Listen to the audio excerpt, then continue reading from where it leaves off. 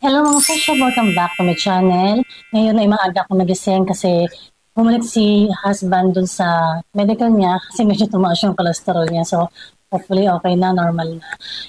Maaga siyang umalis, 4 o'clock ng umaga, madaling araw ba yun, umaga.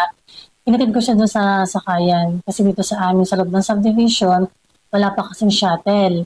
So inatid ko siya dun sa labasan para makasakay siya ng shuttle papunta dun sa kanyang pupuntahan. Ngayon, ayan. So, ngayon, habang tulog pa si Jen, naglilinis muna ako ng bahay kasi kakapasok lang din ng anak kong panganay si school. And then, kakatapos ko lang din kumain. Nagkape lang ako tsaka tinapay. Kasi 6:30 na rin, so kailangan mabilis ang kilos kasi nga habang tulog pa si Jen. Makapaglinis na ako ng bahay kasi kapag gising na siya, hindi na ako makakapaglinis. Alam niyo naman yung anak ko, ano, si Jen. Ay grabe, sobrang iyakin. Gusto niya lagi nakadikit sa akin. Gusto niya nga yung laging, doon ako nakupo sa tabi niya. Siyempre, wala naman kaming katulong. Ngayon, ang gagawin ko na lang, gano'n na lang.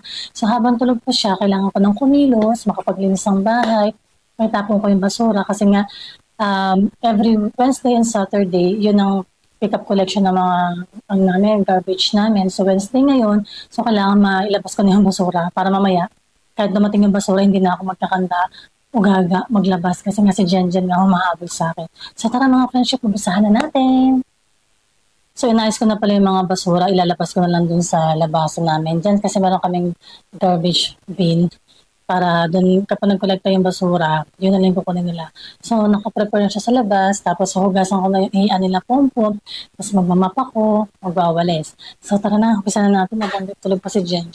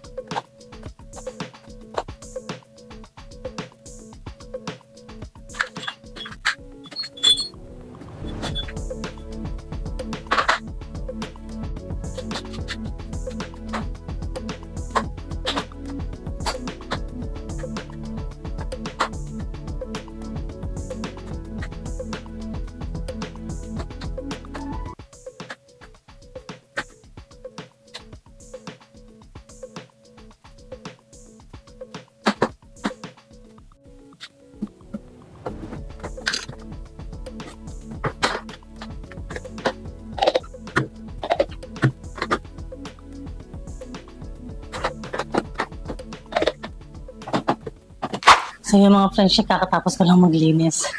Grabe, 7 o'clock na yung umaga. Ayan. Pahinga muna ako, sobrang init. Maya gigising na si Jen. So dito matano, kwentuhan muna tayo. Oh, friendship. Ay, teka lang. Makakawalan po na sila, makakawalan ko na sa lapong ko. Wait lang.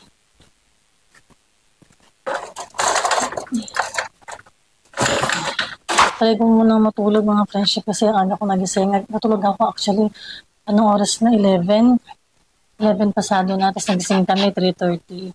Kasi nga si husband nga hinatid ko nga sa sakayan. So yun mga friendship, so hanggang dito na lang muna ang aking video. So sana nagustuhan nyo. So please don't forget to like, share, and subscribe my channel.